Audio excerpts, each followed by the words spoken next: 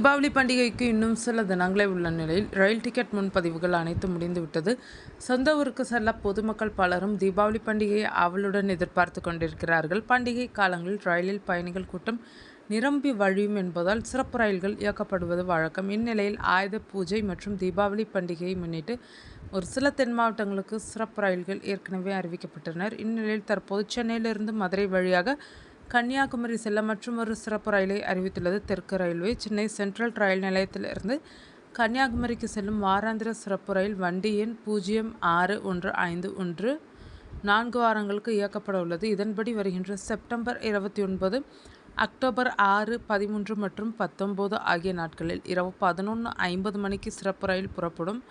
அடுத்த நாள் காலை 8:50 மணிக்கு மதுரை சென்றடையும். இந்த ரயில் மதியம் 1:20 மணிக்கு கன்னியாகுமரிக்கு செல்லும். மறுமார்க்கத்தில் கன்னியாகுமரி ரயில் நிலையத்தில் இருந்து சென்னை சென்ட்ரலுக்கு வருகின்ற செப்டம்பர் 30, 7, 14 மற்றும் 20 ஆகிய நாட்களில் மதியம் 3:35 மணிக்கு சிறப்பு வாராந்திர ரயில் வண்டி எண் 0615 புறப்படும். அன்றிரவு 8:10 மணிக்கு மதுரையை சென்றடையும் சிறப்பு ரயில் மறுநாள் காலை 8:30 மணிக்கு சென்னை சென்ட்ரலை வந்தடையும்.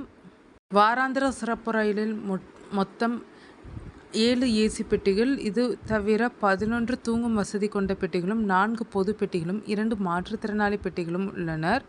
அரக்கோணம், காட்பாடி, ஜோலார்பேட்டை, சேலம், நாமக்கல், கரூர், திண்டுக்கல், கொடைரோடு, மதுரை, விருதுநகர், சாத்தூர், கோவில்பட்டி, நெல்லை, நாங்குநேரி, வள்ளியூர் மற்றும் நாகர்கோவில் ஆகிய ரயில் நிலையங்களில் இரு மார்க்கத்திலும் வரும் சிறப்பு ரயில்கள் நின்று செல்லும். தீபாவளிக்கு ஊருக்கு செல்லும் தென் மாவட்ட பயணிகள் வாராந்திர சிறப்பு ரயிலை பயன்படுத்திக் கொள்ளலாம் என தெற்கு ரயில்வே தெரிவித்துள்ளது.